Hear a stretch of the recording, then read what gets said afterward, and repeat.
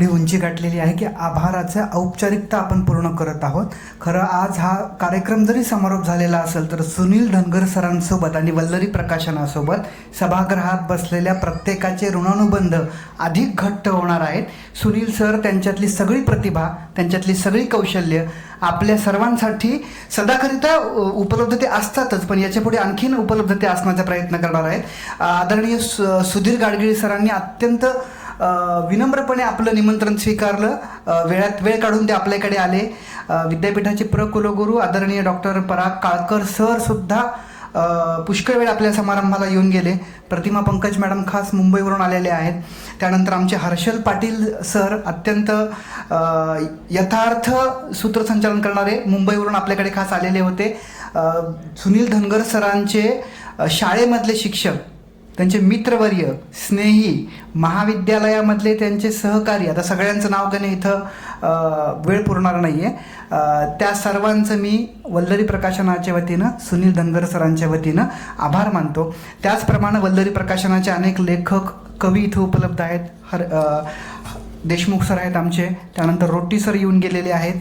अनेक कवी आणि कवयित्री लेखक इथे उपलब्ध आहेत. सरांचे प्राध्यापक मंडळी आहेत. आपण सर्व जाऊन मगाशी सांगितल्याप्रमाणे सगळे मोह बाजूला ठेवून सुनील सरांच्या प्रेमापोटी सभागृहामध्ये 120 मिनिटांहून अधिक काळासाठी शांतपणाने बसलात.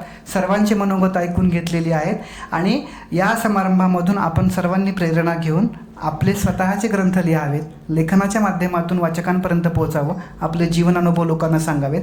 त्याबद्दल मी सर्वांचे आभार मानतो, सर्वांना शुभेच्छा देतो. अनावधानानं जर कुणाचा उल्लेख राहून गेलेला असेल, विशेषतः पुस्तक निर्मितीमध्ये, मगाशी आपण ज्यांनी पुस्तक प्रिंट केलं त्यांचा सन्मान केलेला आहे, पण पुस्तक निर्मितीमध्ये अनेक लोकांनी आपल्याला सहकार्य केलं. चिंचवड येथील लोकप्रिय साहित्यिका मानसी चिटणीस मॅडमनी आपल्याला लेखनासाठी काम केलेलं आहे. मगाशी जिनी स्वागत गीत गायलं ना, आता पसायदान गायणार आहे त्या कीर्ती देसाई मॅडमनी लेखनासाठी संपादकीय सहाय्य केलेलं आहे.